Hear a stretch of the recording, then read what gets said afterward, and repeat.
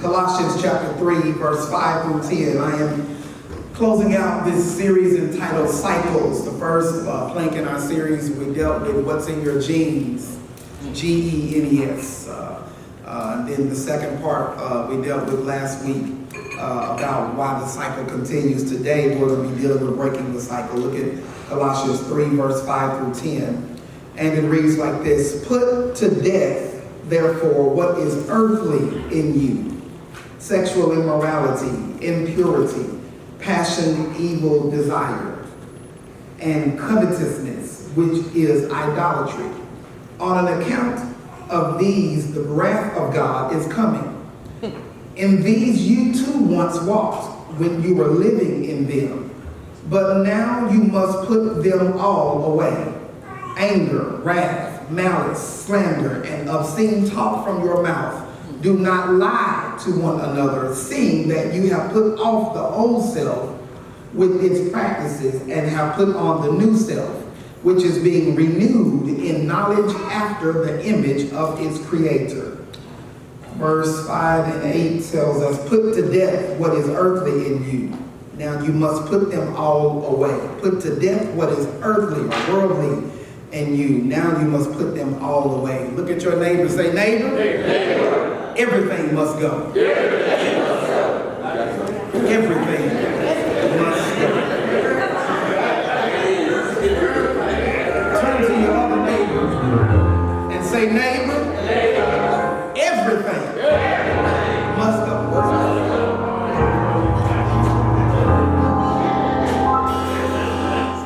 It is not unusual in the retail space that a store would close or go out of business. You and I have both seen stores that have announced they are going out of business or a store is closing. And I want you to understand that if you know anything about the retail space, you will discover that the two things are not the same. A store closing and a going out of business is not the same. In a particular retail market or a store or a business, sometimes they can close a store and still remain in business. What that means is they have closed this one location, yet still open for business in other locations. And then while on the other hand, a going out of business sale is when all locations are closing and the store and the company is no longer going to be in business. Usually one thing is common in a store closing or a going out of business sale. One thing you will commonly see on the window out online is everything must go. They must liquidate all of their inventory because they are no longer subscribed to the services that they have rendered. I believe that there's a lot of similarities in store closings and going out of business sales with our own lives, because too many of us, we have subscribed to the evil cycles in our life. We have been in business with the enemy for a long time. Ooh, look at how y'all looking at me. We've been doing business with hell for so long, it's been a cycle of sin. And today's message, no matter how tired I am, I'm going to get this out the way I feel it today. God told me, preach like I ain't never preached before. That's exactly what I plan to do. What you must understand is the reason why I'm so excited is because I have announced to every devil in hell, every imp and goblin, every witch, that I am officially going out of business. I ain't just closing the store, but I'm going out of business. And there is a difference, because many of us, we just close the store, but we still stay in business. What I mean by that is you just close this location with this relationship and this habit, but you still doing business with hell. And I decided I ain't closing no stores, I'm going out of business. And with going out of business, everything must go. Every habit I picked up, every relationship I picked up, every sin I picked up, every devil that came into my house, everything must go. I don't care how long you've been doing business with hell. Everything got to go. Oh, when you make up in your mind, for God you live and for God you die, you will decide everything must go, no matter how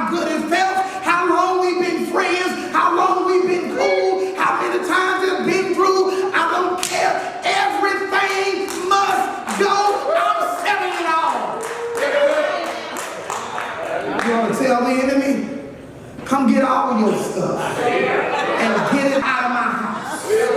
Come go to hell and tell every devil, everything you set up in my house, come get it. Every demon you put in every corner, come get it. Every sin you left lurking in my kids, come get it.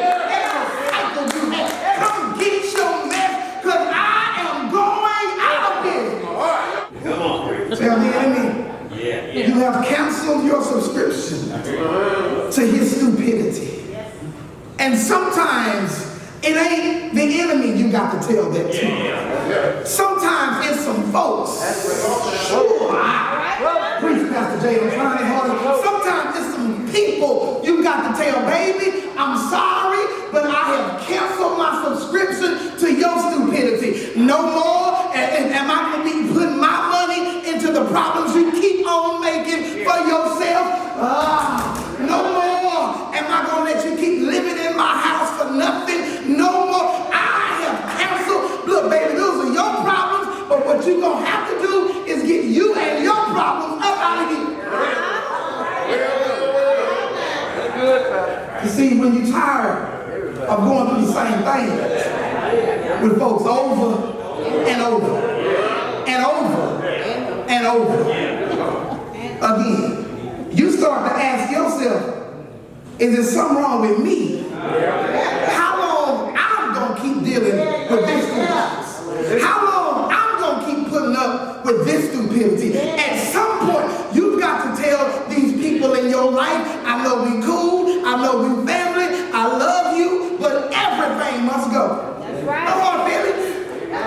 We ain't mad, but you and your problems got to go. He said, everything must go. Everything, every habit, every crooked blessing. Every crooked blessing. I want you to understand that, and I heard a message not too long ago entitled, When the Enemy Tries to Bless You. I thought it was a very interesting concept because in our sin cycles, along the way of these cycles that we have, the enemy tries to mimic God by blessing us with stuff. Oh, don't miss that. Please don't miss that. What you must understand is that sometimes the enemy will gift you with things that will help you continue to be in business with him. He knows you like certain type of women, so he'll make sure you keep a woman around you at all times. He knows you like certain habits, so he'll gift you with what you need. But no wonder the Bible says all good and perfect gifts come from God. It might be a good gift, but it ain't a perfect gift. And you've got to decide that I am going out of business with the enemy. These crooked blessings we have mistaken to be gifts. And our text for today invites our attention to a spiritual going out of business sale where everything must go. Paul assigns various names to our various cycles of sin. If you examine this list of sin cycles carefully, you will learn that all of our cycles of sin usually are related to our flesh, our feelings, or our faith. Every sin, most of every sin we commit are related to our feelings, our flesh, or our faith.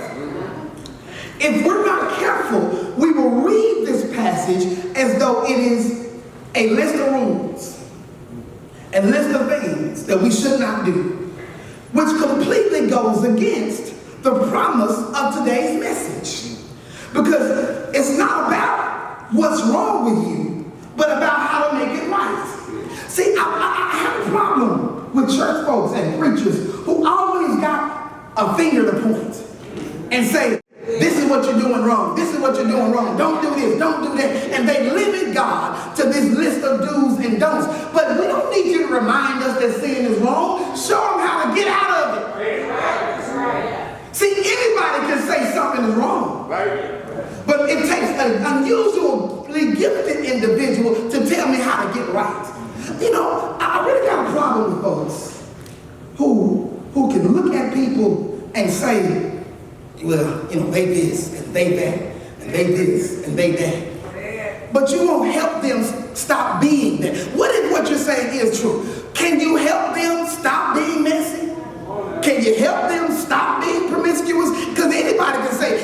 the reason she having these problems or the reason he having these problems is because of these things. But when was the last time you helped somebody along the way? Because anybody can tell us what we're doing wrong, but can you tell me how to get it right? Because see, just because you tell me I'm wrong, don't mean matter of fact, you lose the right to tell me I'm wrong in an area you can't help me make right.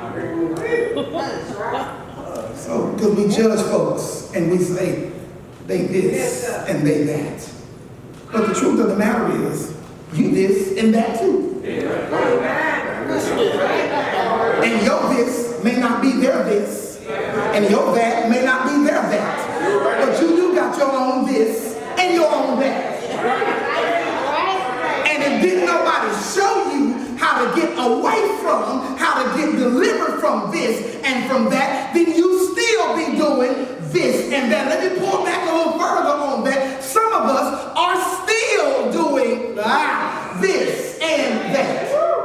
You got to learn how to help people along the way. Beware of these preachers that can tell you what's wrong, but they can never tell you how to get right.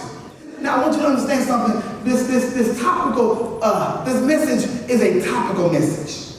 Now, for those of you who have heard me speak for a number of times, you know that I have a couple different approaches on how I do teaching sermons or teaching messages. And what I do is sometimes I'll do what's called a topical message.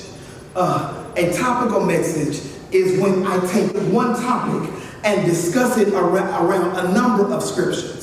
And then the opposite is an exegetical message where we expound on one verse on a variety of subjects. But I'm going to take today and take this one topic and expound on it in a number of ways, in a number of scriptures, so that you can understand what God wants us to see. You must understand that breaking the cycle is not just about identifying what's wrong, but my aim to you today is not just to identify the cycle, but my sermonic aim today is to give you what you need to break these cycles, equip you with what you need to break and destroy these cycles. If you're going to go out of business, there are some things you must understand. There are some things you need to know. And if you're going to break a cycle, there are going to be certain principles that you're going to have. And the first principle I want to give you is accept the challenge. Let the church repeat after me. Say, accept the challenge. Accept the challenge. Now say that like you mean it. Accept the challenge. 1 Corinthians chapter 10, verse 13. All right, it reads like this. There hath no temptation taken you, but such as is common to man.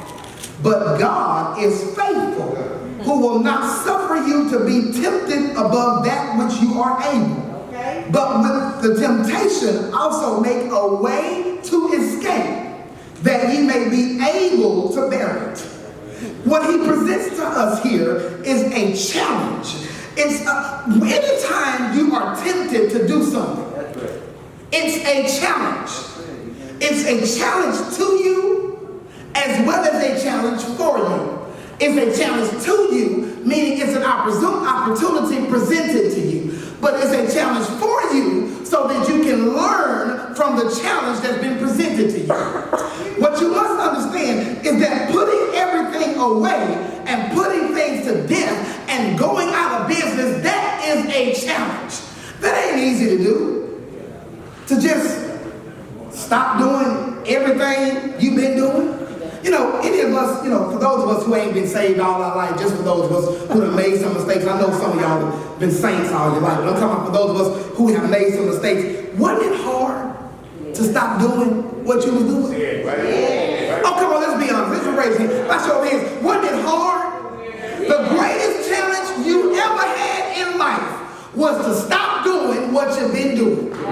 It's a challenge, and we can't walk into the challenge thinking that it's going to be easy. If it was easy, everybody would be doing it.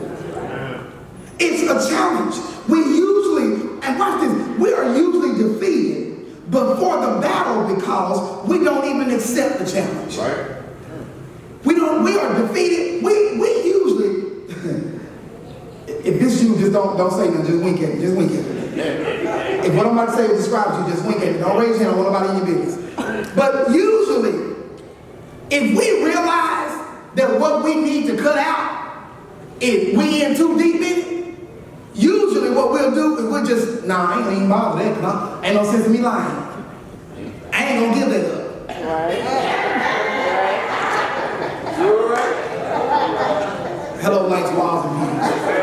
If we already know, what some of us already know.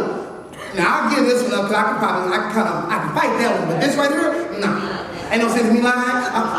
The Lord knows my heart. Y'all heard that before? Oh, here we go. He's still working on me. You know that right there. Ain't no sense in me lying to myself. And so what we do, when we say that statement, ain't no sense in me lying to myself, what we're really saying is we're trying to defend what we've been doing.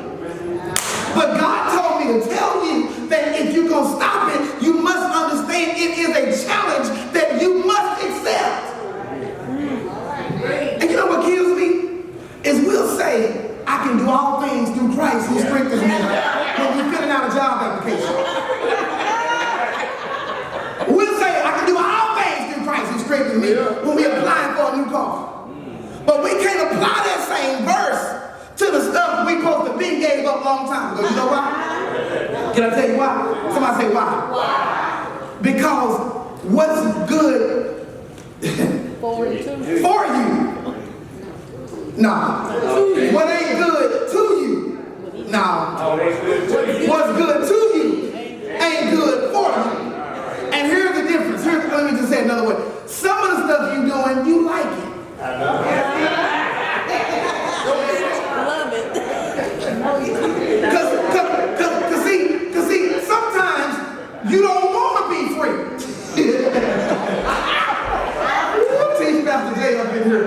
Sometimes you know, cause you know, that bottle got you through some little times.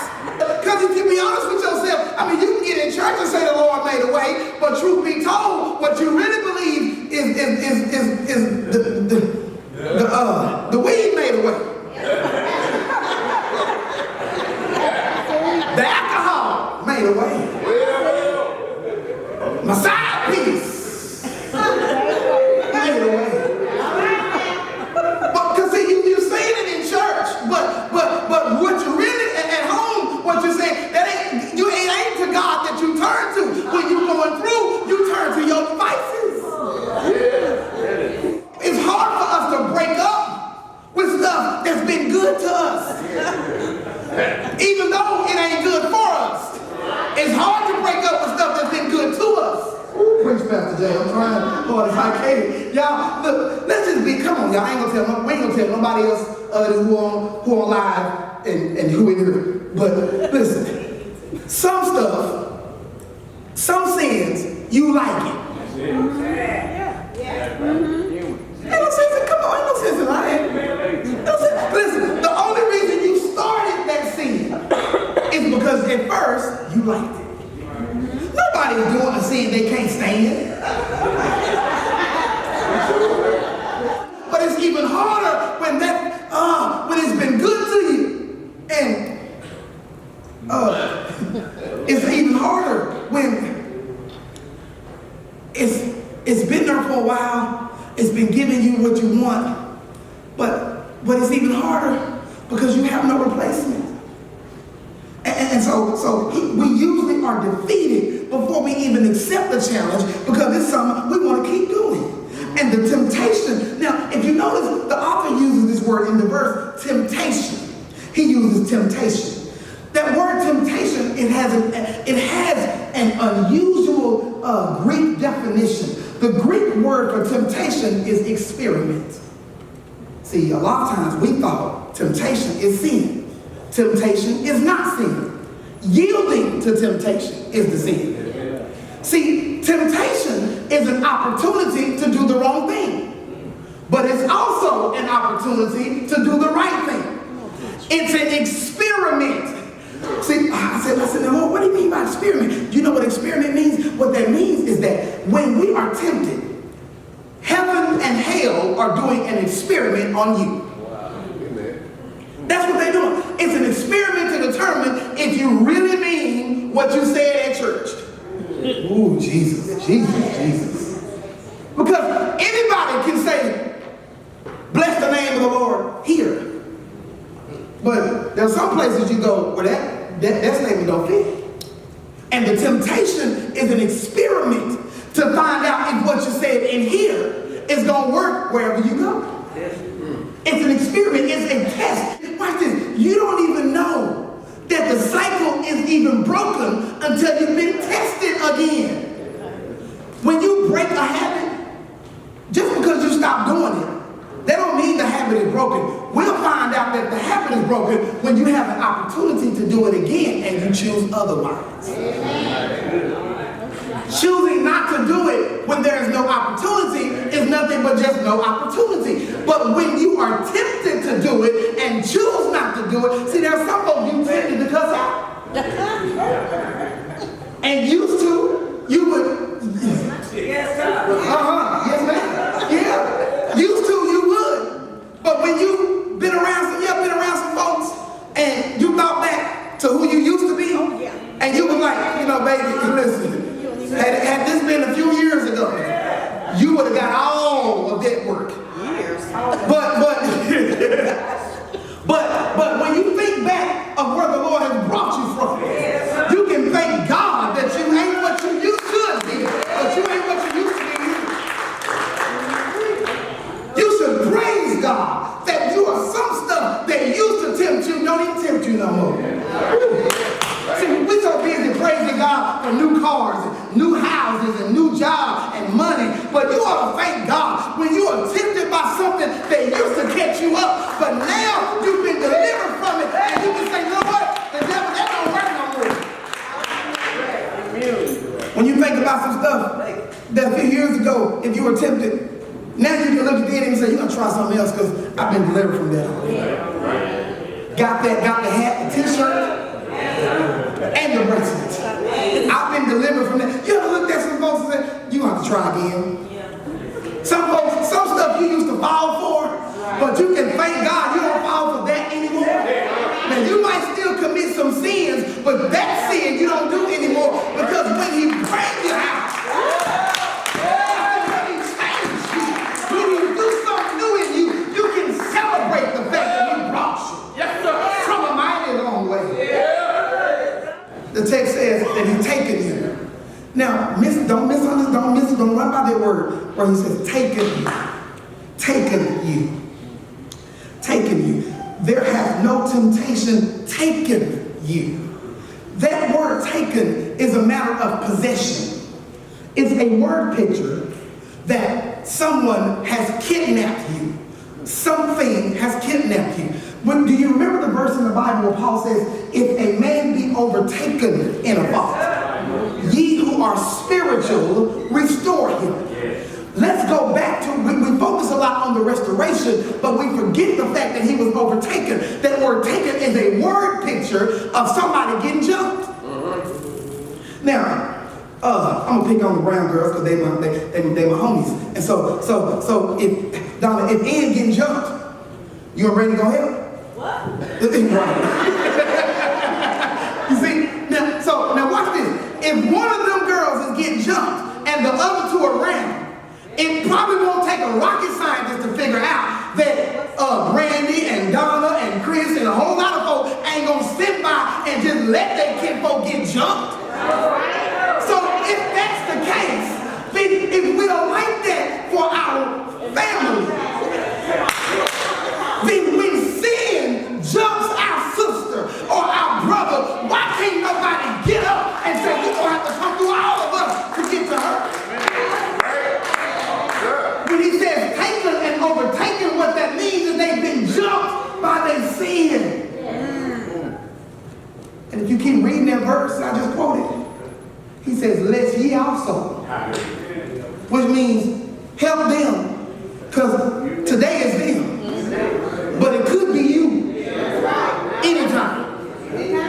He says it's common to man. I want you to understand this when he says in this verse 13, he says, but such as common to man, but such as common to man. What that means is others have battled this before. Common to me. Everything you're dealing with, every temptation, every cycle, somebody has dealt with it before. Let me help you out.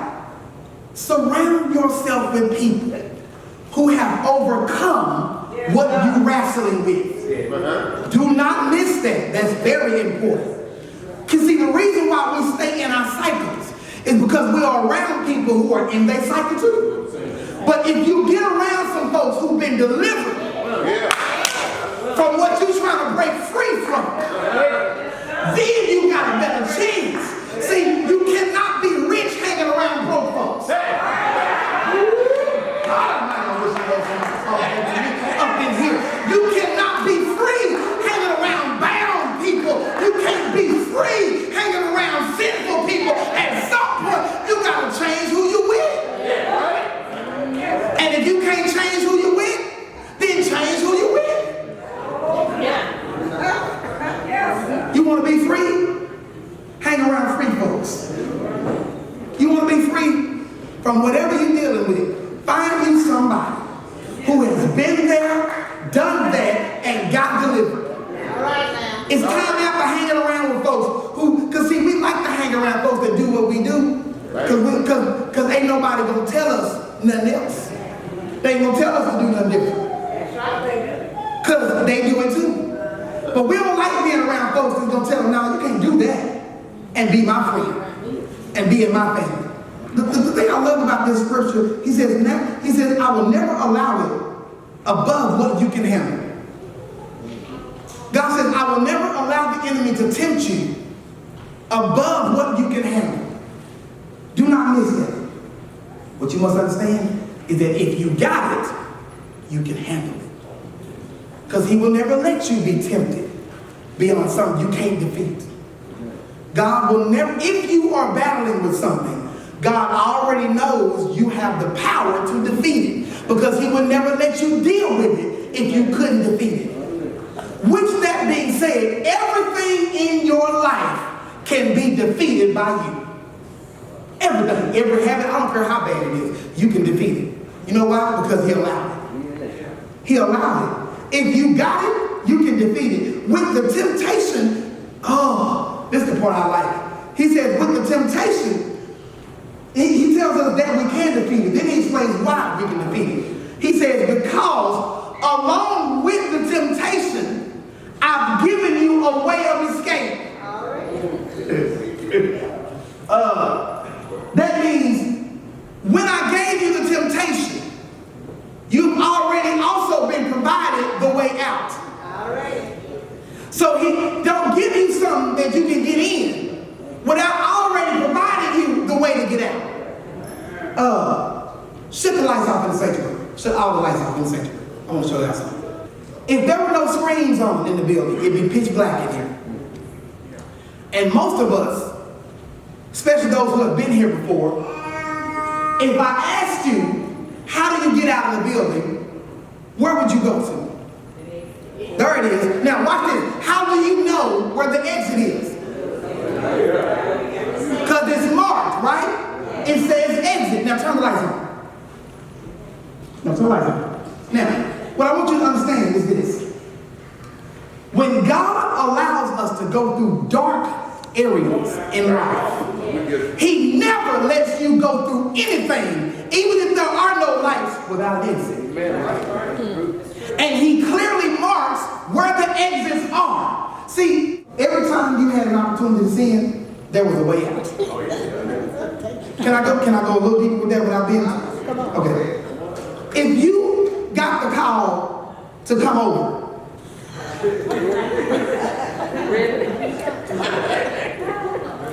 and you know you ain't supposed to go over there, right? You ain't gonna be over there now. But you got the call and the text message to go on over there. Before you went, you had a way out. When you got on the road, you had a way out. When you got to the house, come on now. And watch this. The closer you get to the place, the harder it is to take the exit. Jeez. Oh, I wish y'all were here. Am I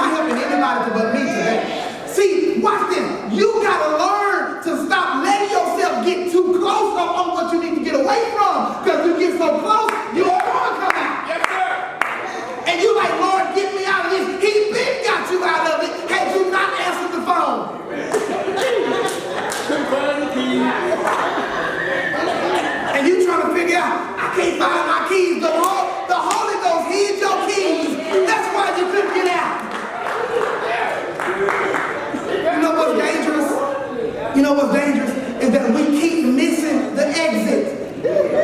Don't miss your exit. Don't be afraid to say, no, I got to go.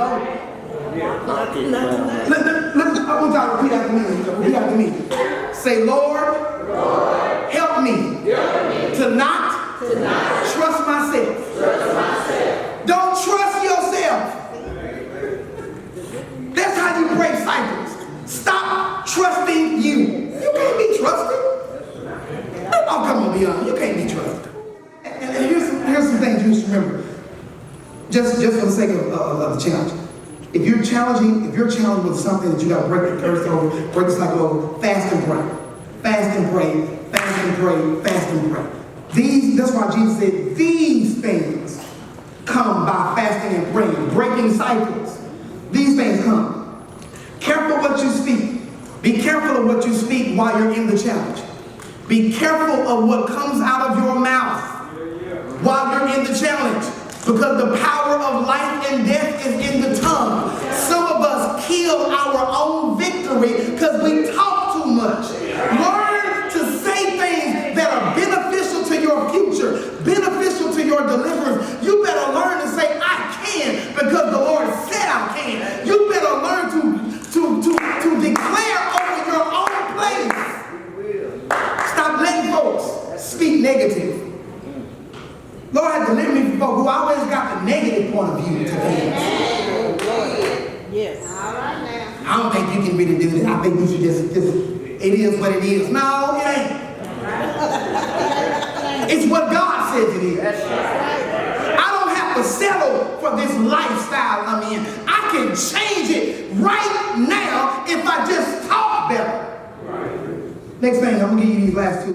You got to accept the challenge. You got to make a choice and make a change. This is how you break cycles. Make a choice, make a change.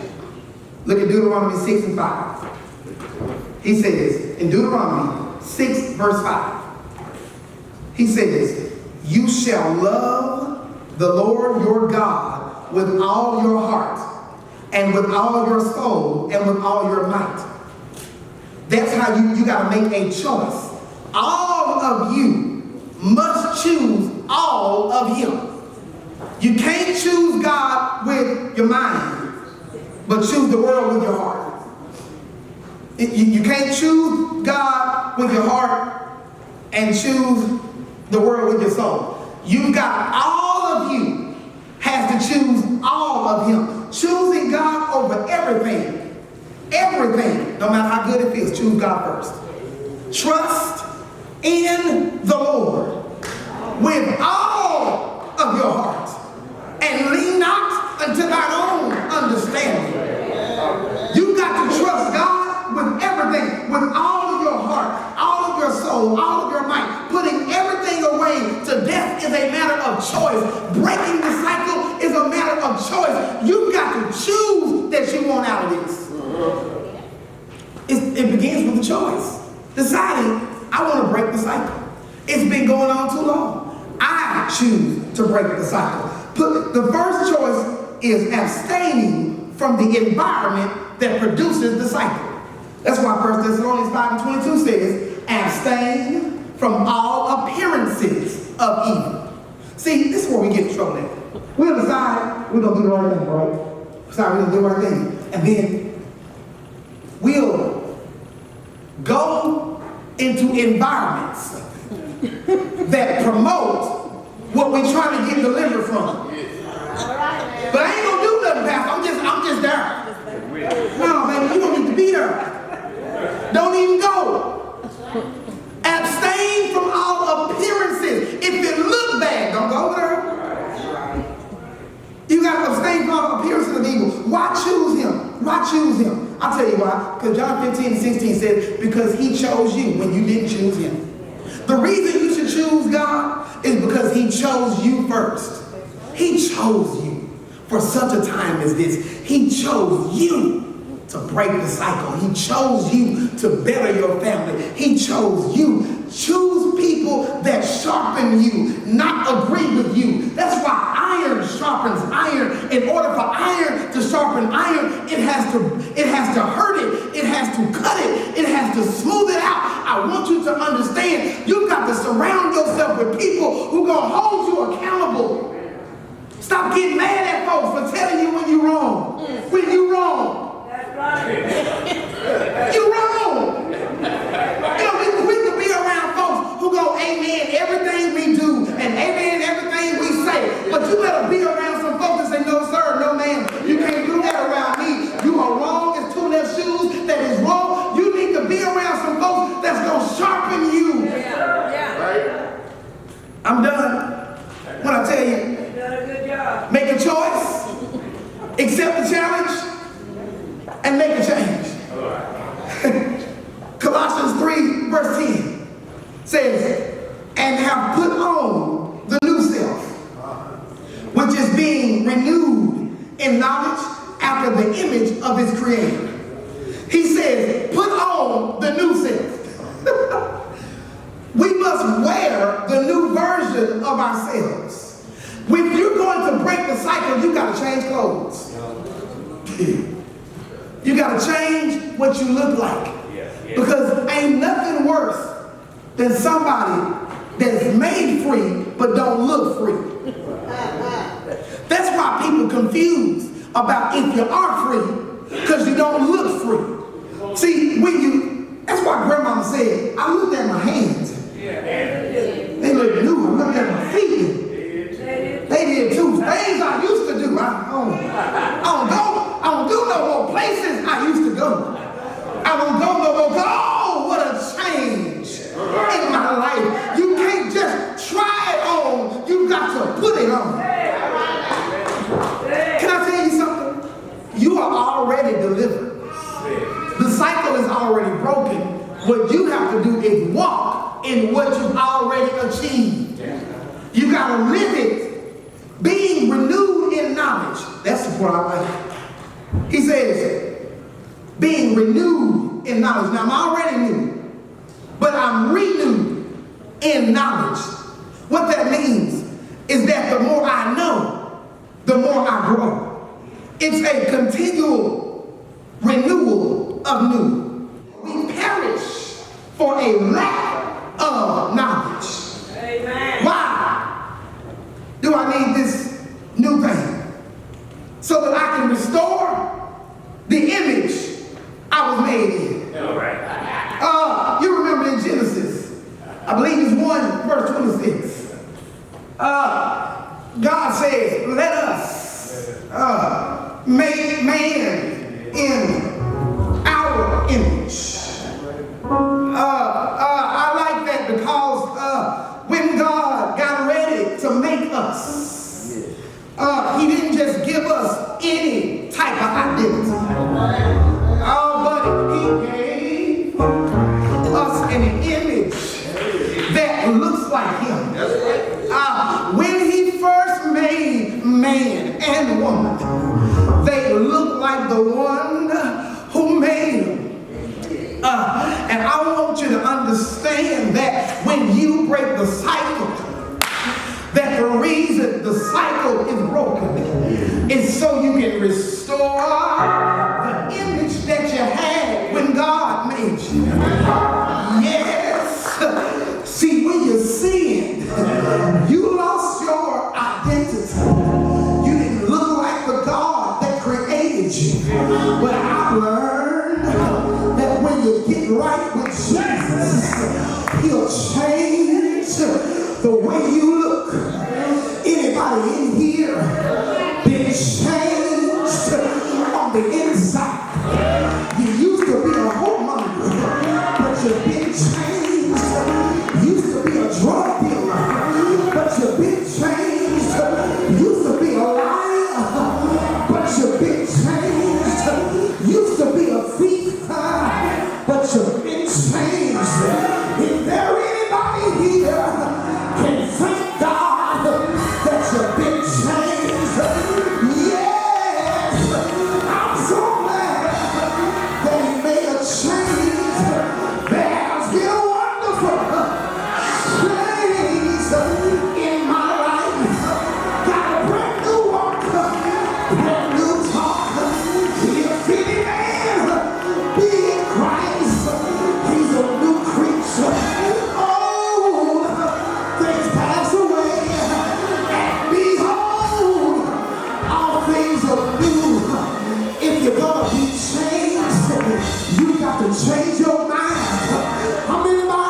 country.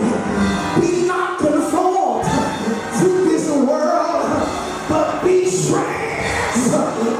by the renewing of your mind. You ought to stand up and don't just tell God, but look to the enemy and say, devil, I changed my mind. I changed my mind. I know I said I was going to keep doing it, but I changed my mind. I know I said I was going over there, but I changed my mind. And when you change your mind, you'll get a new walk and a new talk. Won't he do it? Won't he do it? What I like about breaking cycles is that it usually requires a drastic change. That means when I change, my habits got to change. And sometimes we'll find out how bad you want it when you gotta make changes that disrupt your house. Sometimes in order to change, you gotta put some folks out your house. Sometimes in order to change, you gotta put some children out your house. It don't mean they gotta do it your way, but they can't do it the devil's way and still live in your house. No wonder the prophet said, as for me in thy house, we will serve the Lord. And if you're not gonna serve him, you gotta get up out of here. I've decided I'm gonna keep him, and I'd rather choose Jesus than choose the world. I'd rather choose Jesus than choose you. We must decide to do something different. You know, what I found out is that we break habits, but we never replace them with anything. And bad habits should be replaced with good habits. Because if you don't, you'll go back to what you've been doing. See, what you must do,